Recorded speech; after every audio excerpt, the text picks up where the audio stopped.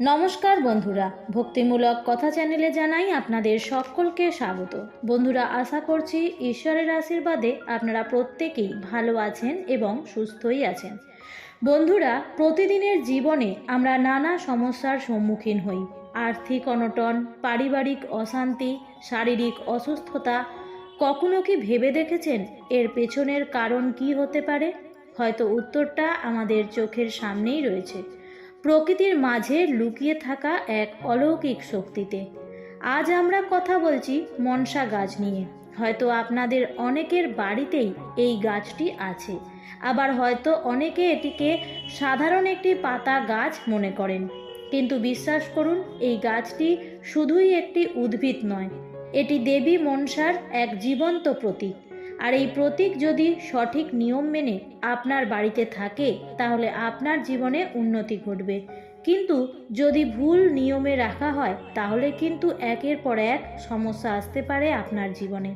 এই ভিডিওটি শেষ পর্যন্ত দেখলে আপনি জানতে পারবেন কিভাবে এই গাছ আপনার ভাগ্য ফিরিয়ে দিতে পারে, আবার কোন ভুল করলে দুর্ভাগ্য আপনাকে তাড়া করবে। তাছাড়া ভিডিওটির শেষে থাকছে মনসা গাছের একটি বিশেষ টোটকা, যা আপনার জীবনকে বদলে দিতে পারে। তাহলে চলুন শুরু করা যাক আমাদের আজকের এই ভিডিওটি। আমাদের সনাতন ধর্মে দেবী মনসার স্থান অত্যন্ত গুরুত্বপূর্ণ। তিনি নাগ দেবী, সর্পদেবী এবং বৃষহরী নামেও পরিচিত। তার পূজা করলে সাপের ভয় দূর হয়, রোগ শোক কেটে যায় এবং পরিবারের সুখ শান্তি বজায় থাকে, এমনটাই প্রচলিত বিশ্বাস। আর এই মনসা গাছ, যা আসলে এক প্রকার কাঁটাযুক্ত ক্যাকটাস, তাকে দেবী মনসারই সাক্ষাৎ প্রতীক রূপে গণ্য করা হয়। এই গাছ সঠিক নিয়মে বাড়িতে স্থাপন করলে এটি আপনার পরিবারের ইতিবাচক শক্তি আকর্ষণ করে। এর কাঁটাগুলি যেন আপনার পরিবারকে যে কোনো প্রকার নেতিবাচক শক্তি বা বিপদ থেকে রক্ষা করে। এর উপস্থিতি আপনার ঘরে এক পবিত্র আবরণ তৈরি করে, যা মানসিক শান্তি আনে এবং ইতিবাচক চিন্তাভাবনাকে উৎসাহিত করে। এখন আসা যাক সবচেয়ে গুরুত্বপূর্ণ অংশে। মনসা গাছকে আপনার বাড়িতে কিভাবে সঠিক নিয়মে স্থাপন করবেন, যাতে আপনি দেবীর পূর্ণ আশীর্বাদ লাভ করতে পারবেন। প্রতিটি নিয়মই অত্যন্ত গুরুত্বপূর্ণ, কারণ ছোট একটি ভুলও এর শুভ প্রভাবকে কমিয়ে দিতে পারে। 1.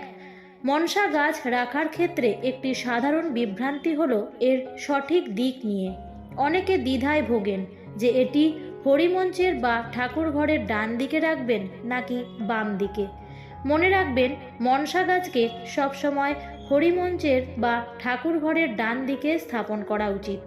হিন্দু ধর্ম অনুসারে ডান দিক শুভ এবং মঙ্গলজনক বলে মনে করা হয়। এটি ইতিবাচক শক্তি এবং দেবীর আশীর্বাদ আকর্ষণে সাহায্য করে। 2. গাছটিকে এমন জায়গায় রাখুন যা পরিষ্কার পরিচ্ছন্ন, শান্ত এবং যেখানে পর্যাপ্ত সূর্যালোক আসে। নোংরা বা আবর্জনাযুক্ত স্থানে গাছ রাখলে এর শুভ প্রভাব কমে যেতে পারে এবং এটি নেতিবাচক শক্তি আকর্ষণ করতে পারে। ঠাকুর ঘরের পাশে বা বাড়ির পূর্ব দিকে এটি স্থাপন করা যেতে পারে, কারণ পূর্ব দিককে সূর্যদেবের দিক এবং নতুন শুরুর প্রতীক মনে করা হয়। 4. মনসা গাছের গোড়ায় কাঁচা দুধ নিবেদন করলে দেবী অত্যন্ত প্রসন্ন হন, কারণ সাপেরা দুধ পছন্দ করে এবং দেবী মনসা সাপের দেবী। আপনার যদি কোনো বিশেষ ইচ্ছা পূরণ করতে চান, তাহলে প্রতি বুধবার অথবা আপনার সুবিধা মতো যে কোনো শুভ দিনে স্নান সেরে শুদ্ধ বস্ত্র পরে অল্প পরিমাণে কাঁচা দুধ গাছের গোড়ায় নিবেদন করুন এবং মাকে আপনি মনের কথা বলুন। বিশ্বাস করা হয় এতে মনসা দেবী আপনার মনের ইচ্ছা পূরণ করেন। 5. মনসা গাছের কাণ্ডে বা পাতায় সিঁদুরের টিকা দিলেও দেবী মনসার কৃপা বহু গুণ বৃদ্ধি পায়। পুজোর সময় বা যে কোনো শুভ মুহূর্তে, বিশেষ করে প্রতি বুধবার যদি আপনি এই কাজটি করতে পারেন, এতে করে মনসা দেবীর আশীর্বাদ সব সময় আপনার সাথে থাকবে। বন্ধুরা, এখন জেনে নেওয়া যাক যে কোন ভুলগুলি আপনাদের জন্য সমস্যা ডেকে আনতে পারে। 1. ভুল দিকে স্থাপন। মনসা গাছ রাখার সবথেকে ভালো দিক হলো উত্তর বা পূর্ব দিক। মনসা গাছ বাড়ির বাইরে উঠোনে, হরিমঞ্চের পাশে বা ঠাকুর ঘরে রাখা উচিত। ভুল করেও বাড়ির ভেতরে বা যেখানে সেখানে মনসা গাছ রাখবেন না। এর ফলে পারিবারিক কলহ বাড়তে পারে, সম্পর্কে অবনতি হতে পারে, এমনকি আর্থিক সমস্যাও দেখা দিতে পারে। তাই দিক নির্বাচনের ক্ষেত্রে অত্যন্ত সতর্ক থাকুন। 2. অতিরিক্ত জল। মনসা গাছ, যেমনটা আমরা জানি, একটি কাঁটাযুক্ত ক্যাকটাস প্রজাতির গাছ।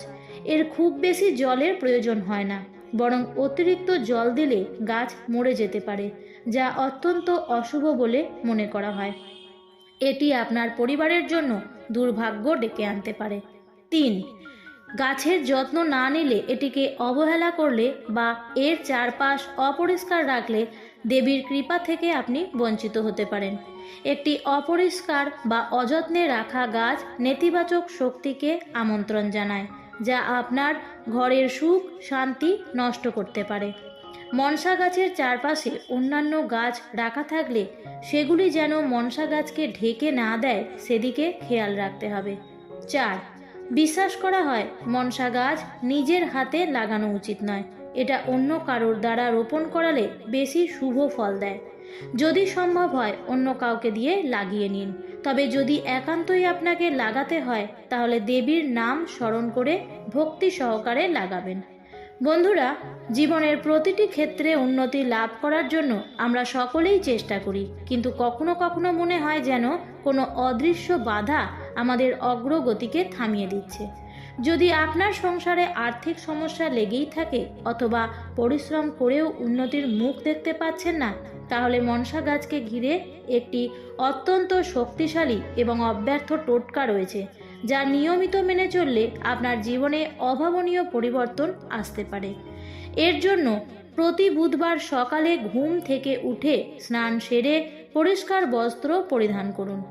এরপর আপনার মনসা গাছের কাছে এসে একটি ছোট মাটির প্রদীপে খাঁটি সর্ষের তেল দিয়ে জ্বালান। প্রদীপ জ্বালানোর সময় মনসা দেবীর নাম জপ করুন এবং আপনার আর্থিক উন্নতির জন্য, সংসারের সুখ শান্তির জন্য এবং সমস্ত বাধা দূর করার জন্য মনে মনে আন্তরিকভাবে প্রার্থনা করুন।